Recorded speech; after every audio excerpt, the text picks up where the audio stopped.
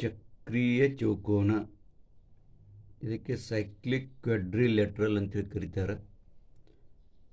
ಅದರ ಚಕ್ರೀಯ ಚೌಕೋನ ಅಂದ್ರೆ ಏನು?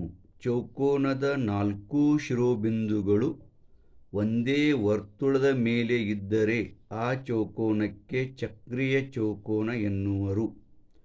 ಒಂದು ವೇಳೆ ಚೌಕೋನದ 4 ಶಿರೋಬಿಂದುಗಳು ಒಂದೇ ವರ್ತುಳದ ಮೇಲೆ ಇದ್ದು ಆದರೆ ಅವುಗಳಿಗೆ ಚಕ್ರೀಯ ಚೌಕೋನ ಎನ್ನುತ್ತಾರೆ. ಇಲ್ಲಿ ನೋಡಿ, ಇಲ್ಲೊಂದು ವರ್ತುಳವಿದೆ. ಈ ಒಂದೇ ವರ್ತುಳದ ಮೇಲೆ ಚೌಕೋನದ 4 ಶಿರೋಬಿಂದುಗಳಿವೆ. ಇಲ್ಲಿ ಚೌಕೋನ ABCD ಇದೆ. ಈ ಚೌಕೋನದ 4 ಶಿರೋಬಿಂದು B, ಶಿರೋಬಿಂದು C, ಶಿರೋಬಿಂದು D, ಶಿರೋಬಿಂದು A, ಈ 4 ಶಿರೋಬಿಂದುಗಳು ಈ ಒಂದೇ ವರ್ತುಳದ ಮೇಲಿನ ಬಿಂದುಗಳು ಇವೆ. ಈ ರೀತಿಯಾಗಿದ್ದರೆ ಈ ಚೌಕೋನಕ್ಕೆ ಚಕ್ರೀಯ ಚೌಕೋನ ಎಂದು ಕರೆಯುತ್ತಾರೆ. ಪ್ರಮೇಯ ನೋಡಿ, ಚಕ್ರೀಯ ಚೌಕೋನದ ಸಮ್ಮುಖ ಕೋನಗಳು ಪರಸ್ಪರ ಪೂರಕ ಇರುತ್ತವೆ. ಸಮ್ಮುಖ ಅಂದರೆ ಎದುರು ಬದಿರಿನ ಕೋನಗಳು ಪೂರಕ ಇರುತ್ತವೆ. ಪೂರಕ ಕೋನ ಅಂದರೆ ಎರಡು ಕೋನಗಳ ಬೇರೀಜು 180 ಇದ್ದರೆ ಪೂರಕ ಕೋನ ಎಂದು ಕರೆಯುತ್ತಾರೆ. ಅದೇ ರೀತಿಯಾಗಿ ಚಕ್ರೀಯ ಚೌಕೋನದ ಸಮ್ಮುಖ ಕೋನ ಅಂದರೆ ಎದುರು ಬದಿರಿನ ಕೋನ. ಇಲ್ಲಿ ಕೋನ ಬಿಗೆ ಕೋನ ಡಿ ಸಮ್ಮುಖ ಕೋನ, ಕೋನ ಎಗೆ ಕೋನ ಸಿ ಸಮ್ಮುಖ ಕೋನ. ಇವೆರಡೂ ಕೋನಗಳು ಈ ಸಮ್ಮುಖ ಕೋನಗಳ ಬೇರೀಜು ಅಂದರೆ ಕೋನ್ ಎ ಪ್ಲಸ್ ಕೋನ್ ಸಿ ಇವುಗಳ ಬೇರೀಜು 180, ಕೋನ್ ಬಿ ಪ್ಲಸ್ ಕೋನ್ ಡಿ ಇವುಗಳ ಬೇರೀಜು 180 ಎಂದು ಸಿದ್ಧ ಮಾಡುವುದಿದೆ. ಪಕ್ಷ ನೋಡಿ, ಚಕ್ರೀಯ ಚೌಕೋನದ ಅಂದರೆ ಚೌಕೋನ್ ABCD ಚಕ್ರೀಯ ಚೌಕೋನವಿದೆ. ಇದು ಚಕ್ರೀಯ ಚೌಕೋನ ಇದೆ. ಸಮ್ಮುಖ ಕೋನಗಳು ಪರಸ್ಪರ ಪೂರಕ ಇರುತ್ತವೆ ಅಂತೇಳಿ ಸಿದ್ಧ ಮಾಡುವುದಿದೆ. ಅದನ್ನೇ ಇಲ್ಲಿ ಸಾಧ್ಯ. ಕೋನ್ ಬಿ ಪ್ಲಸ್ ಕೋನ್ ಡಿ ಈಸ್ ಈಕ್ವಲ್ ಟು 180 ಅಂದರೆ ಕೋನ್ ಬಿಗೆ ಕೋನ್ ಡಿ ಸಮ್ಮುಖ ಕೋನದ ಇವುಗಳ ಪೂರಕವಿರುತ್ತೆ ಅಂದರೆ ಇವುಗಳ ಬೇರೀಜು 180. ಅದೇ ರೀತಿಯಾಗಿ ಕೋನ್ ಎ ಪ್ಲಸ್ ಕೋನ್ ಸಿ ಈಸ್ ಈಕ್ವಲ್ ಟು 180 ಅಂದರೆ ಕೋನ್ ಎ ಮತ್ತು ಕೋನ್ ಸಿ ಇವು ಸಹಿತ ಸಮ್ಮುಖ ಕೋನಗಳಿವೆ. ಇವುಗಳ ಬೇರೀಜು 180 ಎಂದು ಸಿದ್ಧ ಮಾಡುವುದಿದೆ. ಸಿದ್ಧತೆ ನೋಡ್ರಿ, ಕೋನ್ ADC ಇದು ಅಂತರ್ಲಿಖಿತ ಕೋನವಿದ್ದು ಕೌಂಸ್ ABC ಅಂತರಖಂಡಿತವಾಗಿದೆ. ಇಲ್ಲಿ ನೋಡ್ರಿ, ಕೋನ್ ADC ಇದು ಅಂತರ್ಲಿಖಿತ ಕೋನ ಅದು. ಯಾಕಂದ್ರೆ ಕೌಂಸ ADC ಒಳಗೆ ಕೋನ್ ADC ಇದೆ. ಕಂಸದ ಒಳಗಡೆ ಕೋನವಿದ್ದಾಗ ಅದಕ್ಕೆ ಅಂತರ್ಲಿಖಿತ ಕೋನ ಅಂತಾರೆ. ಅದರಿಂದ ಕೋನ್ ADC ಇದು ಅಂತರ್ಲಿಖಿತ ಕೋನವಿದ್ದು ಕೌಂಸ್ ABC ಅಂತರ್ಖಂಡಿತವಾಗಿದೆ. ಈ ಕೋನದ ಒಳಗಡೆ ಈ ಕೌಂಸ ಇದೆ, ಕೌಂಸ್ ABC. ಈ ಕೋನದ ಒಳಗಡೆ ಕೋನ್ ADCಯ ಒಳಗಡೆ ಕೌಂಸ್ ABC ಇದೆ. ಅದರ ಒಳಗಡೆ ಬರುತ್ತೆ ನೋಡಿ, ಈ ರೀತಿಯಾಗಿ ಅದರ ಒಳಗಡೆ ಬರುತ್ತೆ. ಆದ್ದರಿಂದ ಕೌಂಸ್ ABC ಇದು ಅಂತರ್ಖಂಡಿತವಾಗಿದೆ. ಅಂದರೆ ಕೋನದ ಒಳಗಡೆ ಕೌಂಸವಿದ್ದರೆ ಅದಕ್ಕೆ ಅಂತರ್ಖಂಡಿತ ಕೌಂಸ ಅಂತಾರೆ. ಅಂದರೆ ಕೌಂಸ್ ABC ಅಂತರ್ಖಂಡಿತವಾಗಿದೆ. ಆದ್ದರಿಂದ ಕೋನ್ ADC is equal to 1/2 measure of ಕೌಂಸ್ ABC. ಯಾಕೆಂದರೆ ನಿಮಗೆ ಪ್ರಮೇಯ ಗೊತ್ತದ. ಏನು ಪ್ರಮೇಯ ಗೊತ್ತದಪ್ಪ ಅಂದ್ರೆ, ಅಂತರ್ಲಿಖಿತ ಕೋನದ ಅಳತೆಯು ಅದರ ಅಂತರಖಂಡಿತ ಕಂಸದ ಅಳತೆಯ ಅರ್ಧ ಇರುತ್ತದೆ. ಇದು ಪ್ರಮೇಯ ಸಿದ್ಧ ಮಾಡಿದ್ದೀವಿ. ಅದೇ ರೀತಿಯಾಗಿ ಕೋನ್ ADC ಇದು ಅಂತರ್ಲಿಖಿತ ಕೋನ ಅದ, ಅದರಿಂದ ಅಂತರ್ಖಂಡಿತವಾದ ಕಂಸ ABC ಅದ, ಇದರ ಅರ್ಧ ಕೋನ್ ADC ಇರುತ್ತದೆ. ಆದ್ದರಿಂದ ಕೋನ್ ADC ಈಸ್ ಈಕ್ವಲ್ ಟು ಅರ್ಧ ಅದರದು ಕೌಂಸ್ ABC ಅರ್ಧ.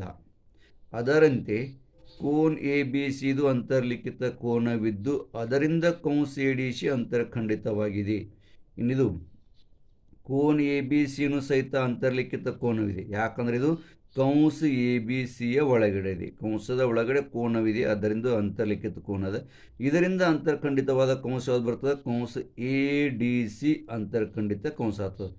ಈ ಕೋನದ ಒಳಗಡೆ ಕೌಂಸ್ ADC ಇದೆ, ಆದ್ದರಿಂದ ಕೌಂಸ್ ADC ಅಂತರ್ಖಂಡಿತ ಕಂಸವಿದೆ.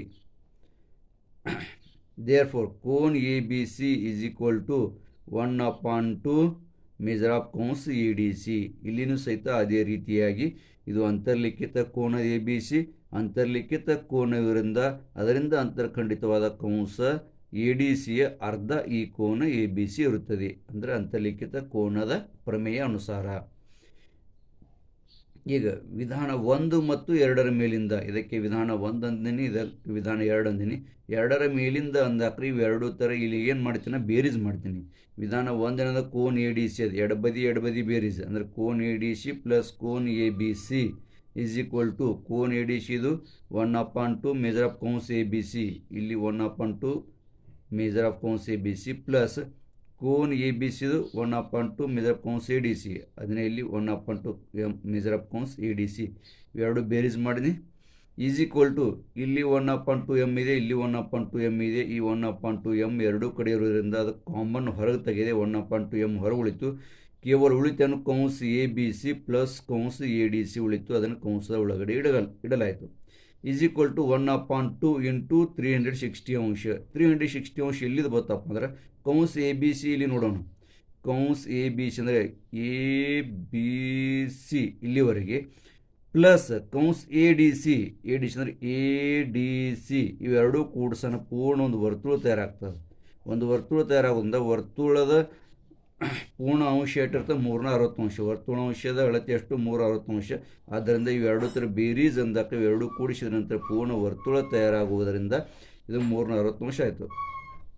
ದೇರ್ಫೋರ್ ಕೋನ್ ಎ ಡಿ ಸಿ ಅಂದ್ರೆ ಡಿ ಕೋನ, ಎ ಡಿ ಸಿ ಅಂದರೆ ಡಿ ಕೋನ, ಕೋನ್ ಎ ಬಿ ಸಿ ಅಂದರೆ ಬಿ ಕೋನ.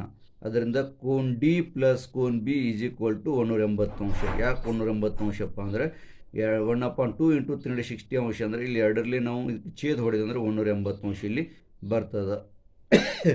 ಇದನ್ನೇ ಇಲ್ಲಿ ಸಿದ್ಧ ಮಾಡೋದು ಏನಂದ್ರೆ ಕೋನ್ ಡಿ ಅದಕ್ಕೆ ಕೋನ್ ಬಿ ಅಂದಾಕ್ರೆ ಕೋನ್ ಬಿ ಅದಕ್ಕೆ ಕೋನ್ ಡಿ ಅಂದ್ರೆ ಒಂದೇ, ಕೋನ್ ಡಿ ಅದಕ್ಕೆ ಕೋನ್ ಬಿ ಅಂದ್ರೆ ಒಂದೇ ಈಸ್ ಈಕ್ವಲ್ ಟು 180 ಅಂಶ. ಇವೆರಡು ಏನದು ಸಮ್ಮುಖ ಕೋನ ಅದಾವೆ. ಕೋನ್ ಡಿ ಕ ಕೋನ್ ಬಿ ಸಮ್ಮುಖ ಕೋನದ, ಸಮ್ಮುಖ ಕೋನಗಳ ಬೇರೀಸು 180 ಅಂಶ ಬಂದಿದೆ ಅಂದಾಗ ಇದು ಪೂರಕ ಆಯಿತು. ಅದನ್ನೇ ಚಕ್ರೀಯ ಚೌಕೋನದ ಸಮ್ಮುಖ ಕೋನಗಳು ಪರಸ್ಪರ ಪೂರಕ ಇರುತ್ತವೆ. ಇದನ್ನು ಯಾವ ರೀತಿಯ ನಾವು ಸಿದ್ಧ ಮಾಡಿದ್ದೀವಿ ಅದೇ ರೀತಿಯಾಗಿ ಕೋನ್ ಎ ಮತ್ತು ಕೋನ್ ಸಿ ಅನ್ನು ಸಹಿತ ಸಿದ್ಧ ಮಾಡಲು ಬರುತ್ತದೆ ಅಂತ ಬರಿಬೇಕು. ಅದೇ ರೀತಿ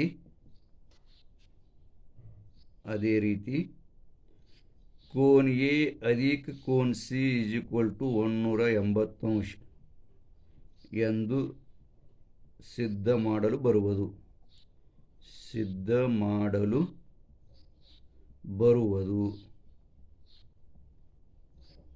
ಈ ರೀತಿಯಾಗಿ ನಾವು ಸಿದ್ಧತೆಯನ್ನು ಮಾಡಬೇಕು. ಇಲ್ಲೊಂದು ಪ್ರಮೇಯ ಇದೆ ನೋಡಿ. ಚಕ್ರೀಯ ಚೌಕೋನದ ಬಾಹ್ಯ ಕೋನ ಅದರ ಸಂಲಗ್ನ ಕೋನದ ಸಮ್ಮುಖ ಕೋನಕ್ಕೆ ಏಕರೂಪ ಇರುತ್ತದೆ. ಅಂದರೆ ಚಕ್ರೀಯ ಚೌಕೋನದ ಅಂದಾಕರೆ ಒಂದು ವರ್ತುಳ ತೆಗೆದೇವೆ, ಆ ವರ್ತುಳದ ಮೇಲಿನ ಬಿಂದುಗಳನ್ನು ಗುರುತಿಸಿ ಚೌಕೋನವನ್ನು ತೆಗೆದೇವೆ. ಇದು ವರ್ತುಳದ ಮೇಲಿನ ಬಿಂದುವಿನೊಂದಿಗೆ ಚೌಕೋನದ ಶಿರೋಬಿಂದು ಇರುವುದರಿಂದ ಇದು ಚಕ್ರೀಯ ಚೌಕೋನ ಆಯಿತು. ಅಂದರೆ ಚೌಕೋನ ಎ ಬಿ ಸಿ ಡಿ ಚಕ್ರೀಯ ಚೌಕೋನ ಆಯಿತು. ಅಂದರೆ ಚಕ್ರೀಯ ಚೌಕೋನದ ಬಾಹ್ಯ ಕೋನ ಆಗುವ ಸಲುವಾಗಿ ಇಲ್ಲಿ ಕಿರಣ್ ಸಿ ಅನ್ನು ಈ ರೀತಿಯಾಗಿ ತೆಗೆದಿದ್ದೇವೆ. ಇಲ್ಲಿ ಬಾಹ್ಯ ಕೋನ ಬಿ ಸಿ ಇ ಇದು ಚಕ್ರೀಯ ಚೌಕೋನದ ಹೊರಬದಿ ಆಗುತ್ತದೆ. ಅದರಿಂದ ಚಕ್ರೀಯ ಚೌಕೋನದ ಬಾಹ್ಯ ಕೋನ. ಅದರ ಸಂಲಗ್ನ ಕೋನದ ಇದರ ಬಿ ಸಿ ಇದು ಸಂಲಗ್ನ ಕೋನ ಅಂದ್ರೆ ಹೊಂದಿಕೊಂಡ ಕೋನ. ಈ ಕೋನಕ್ಕೆ ಹೊಂದಿಕೊಂಡ ಕೋನ ಇಲ್ಲಿ ಯಾವುದಪ್ಪ ಅಂದರೆ ಬಿ ಸಿ ಡಿ ಇದು ಅದಕ್ಕೆ ಹೊಂದಿಕೊಂಡ ಕೋನ ಆಗ್ತದೆ. ಸಂಲಗ್ನ ಕೋನದ ಸಮ್ಮುಖ ಕೋನಕ್ಕೆ ಇದರ ಈ ಸಿ ಕೋನದ ಸಮ್ಮುಖ ಕೋನ ಎ ಆಗ್ತದೆ. ಈ ಸಮ್ಮುಖ ಕೋನಕ್ಕೆ ಏಕರೂಪ ಇರುತ್ತದೆ ಅಂದಾಕ್ರೆ ಈ ಎ ಕೋನಕ್ಕೆ ಈ ಬಾಹ್ಯ ಕೋನ ಏಕರೂಪ ಇರುತ್ತದೆ ಅಂತ ಸಿದ್ಧ ಮಾಡೋದು. ಚಕ್ರೀಯ ಚೌಕೋನದ ಬಾಹ್ಯ ಕೋನ ಅದರ ಸಂಲಗ್ನ ಕೋನದ ಸಮ್ಮುಖ ಕೋನಕ್ಕೆ ಏಕರೂಪ ಇರುತ್ತದೆ.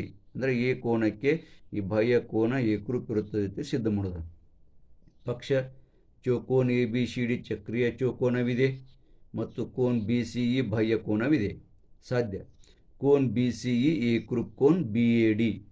ಬಿ ಸಿ ಇ ಅಂದಾಕ್ರೆ ಬಾಹ್ಯ ಕೋನ ಏಕರೂಪ ಯಾವುದಕ್ಕೆ ಬಿ ಎ ಡಿ ಎ ಕೋನಕ್ಕೆ ಅದರ ಸಂಲಗ್ನ ಕೋನದ ಸಮ್ಮುಖ ಕೋನ. ಇದು ಸಿದ್ಧತೆ ಕೋನ್ ಬಿ ಸಿ ಇ ಪ್ಲಸ್ ಕೋನ್ B C D is equal to 180 ಅಂಶ. ಕೋನ್ ಬಿ ಸಿ ಇ ಅಂದರೆ ಈ ಬಾಹ್ಯ ಕೋನ ಪ್ಲಸ್ ಕೋನ್ ಬಿ ಸಿ ಡಿ ಅಂದಾಕ್ರೆ ಅದರ ಸಂಲಗ್ನ ಕೋನ ಈಸ್ ಈಕ್ವಲ್ ಟು 180 ಅಂಶ. ಯಾಕಂದರೆ ಇವೆರಡೂ ಕೂಡಿ ಒಂದೇ ರೇಷೆಯ ಜೋಡಿ ಕೋನಗಳಾಗತ್ತವೆ. ಏನಾಗ್ತಾವೆ ರೇಷೆಯ ಜೋಡಿ ಕೋನಗಳಾಗ್ತವೆ. ರೇಷೆಯ ಜೋಡಿ ಕೋನಗಳಾಗೋದ್ರಿಂದ ರೇಷೆಯ ಜೋಡಿ ಕೋನಗಳು ಪೂರಕ ಇರುತ್ತವೆ. ಆದ್ದರಿಂದ ಇವೆರಡು ಥರ ಬೇರೀಸು 180 ಅಂಶ. ಕೋನ್ ಬಿ ಸಿ ಡಿ ಪ್ಲಸ್ ಕೋನ್ B A D is equal to 180 ಅಂಶ. ಕೋನ್ ಬಿ ಸಿ ಡಿ ಅಂದರೆ ಈ ಕೋನ ಪ್ಲಸ್ ಕೋನ್ ಬಿ ಎ ಡಿ ಈ ಕೋನ, ಇವೆರಡು ಸಮ್ಮುಖ ಕೋನಗಳದವು. ಇವುಗಳ ಬೇರೆಯೂ ಸಹಿತ 180 ಅಂಶ. ಯಾಕಂದರೆ ಇದಕ್ಕಿಂತ ಮೊದಲನೇ ಪ್ರಮೇಯ ಏನದ, ಚಕ್ರೀಯ ಚೌಕೋನದ ಸಮ್ಮುಖ ಕೋನಗಳು ಪೂರಕಿರುತ್ತವೆ ಅಂತ ಸಿದ್ಧ ಮಾಡಿದ್ದೀವಿ. ಆದ್ದರಿಂದ ಚಕ್ರೀಯ ಚೌಕೋನ ಸಮ್ಮುಖ ಕೋನಗಳು ಬಿ ಸಿ ಡಿಗೆ ಬಿ ಎ ಡಿ ಸಮ್ಮುಖ ಕೋನಗಳು ಪರಸ್ಪರ ಪೂರಕಿರುತ್ತೆ ಅಂತೇಳಿ ಇದೀಗ ನಾವು ಸಿದ್ಧ ಮಾಡಿದ್ದೀವಿ. ಅದ್ರ ಪ್ರಕಾರ ಇವುಗಳ ಬೇರೆಯೂ ಸಹಿತ 180 ಅಂಶ ಆಯಿತು. ಇನ್ನು ವಿಧಾನ 1 ಮತ್ತು 2 ಮೇಲಿಂದ, ಈ ವಿಧಾನ 1 ಮತ್ತು 2 ಮೇಲಿಂದ ಏನು ತಿಳಿದು ಬರ್ತಪ್ಪ ಅಂದ್ರೆ, ಮೊದಲನೇ ವಿಧಾನದ 2 ಕೋನಗಳ ಬೇರೀಜು 180 ಅಂಶ, ಎರಡನೇ ವಿಧಾನದ 2 ಕೋನಗಳ ಬೇರೀಜು 180 ಅಂಶ. ಅಂದಕ್ಕೆ ಮೊದಲನೇ ವಿಧಾನಕ್ಕೆ ಎರಡನೇ ವಿಧಾನ ಸಮಾನವಿದೆ, ಅಂದರೆ ಈಜ್ವಲ್ ಟು ಇದೆ. ಆದ್ದರಿಂದ ಮೊದಲನೇ ವಿಧಾನ ಕೋನ್ ಬಿ ಸಿ ಇ ಪ್ಲಸ್ ಕೋನ್ B C D equal to 180 ಅಂಶ ಬರ್ತದೆ. ಎರಡನೇ ವಿಧಾನದ ಕೋನ್ ಬಿ ಸಿ ಡಿ ಪ್ಲಸ್ ಕೋನ್ ಬಿ ಎ ಡಿ ಇದನ್ನು 180 ಅಂಶ ಅದ. ಅಂದರೆ ಇದರ ಈಜ್ವಲ್ ಟು ಇದು ಆಯಿತು. ಇವೆರಡು ಹತ್ರ ಬೇರೀಜ್ ಈಜ್ವಲ್ ಟು ಇವೆರಡು ಹತ್ರ ಬೇರೀಜ್ ಆಯಿತು. ಅದಕ್ಕೆ ಒಂದು ವಿಧಾನ 1 ಮತ್ತು 2 ಮೇಲಿಂದ ಅಂತ ಹೇಳಿದೆ. ಈಗ ಇಲ್ಲಿ ಕೋನ್ ಬಿ ಸಿ ಡಿ ಅದು ಈಜ್ವಲ್ ಟು ಎಡಬದಿಗೆ, ಈಜ್ವಲ್ ಟು ದ ಬಲಬದಿಗೂ ಕೋನ್ ಬಿ ಸಿ ಡಿ ಅದ. ಈ ಕೋನ್ ಬಿ ಸಿ ಡಿಯನ್ನು ಈಜ್ವಲ್ ಟು ದ ಬಲಬದಿಯಿಂದ ಎಡಬದಿ ತಂದಾಗ ಇದು ಮೈನಸ್ ಕೋನ್ ಬಿ ಸಿ ಡಿ ಆಗ್ತದೆ. ಅಂದರೆ ಪ್ಲಸ್ ಕೋನ್ ಬಿ ಸಿ ಡಿ ಮೈನಸ್ ಕೋನ್ ಬಿ ಸಿ ಡಿ ಅಂದರೆ ಇವೆರಡು ಏನಂತಿರ್ತಾವೆ, ಹೋಗ್ತಾವೆ. ಉಳಿತದೇನೆ ಕೇವಲ ದೇವ್ರ ಕೋನ್ ಬಿ ಸಿ ಇ ಅಷ್ಟೇ ಇಲ್ಲಿ ಉಳಿತದೆ, ಈಜ್ವಲ್ ಟು ಕೋನ್ ಬಿ ಎ ಡಿ ಅಂತ ಆಗ್ತದೆ. ಅದನ್ನೇ ಸಿದ್ಧ ಮಾಡೋದ ಕೋನ್ ಬಿ ಸಿ ಇ ಏಕರೂಪ ಕೋನ್ ಬಿ ಎ ಡಿ ಅಂತೇಳಿ. ಕೋನ್ ಬಿ ಸಿ ಈಜ್ವಲ್ ಟು ಕೋನ್ ಬಿ ಎ ಡಿ ಎಂದು ಸಿದ್ಧವಾಗುವುದು. ಈಜ್ವಲ್ ಟು ಅಂದ್ರೆ ಏಕರೂಪ ಅಂದಾಗ ಈ ರೀತಿಯಾಗಿ ನಮಗೆ ಸಿದ್ಧ ಮಾಡಲು ಬರುವುದು.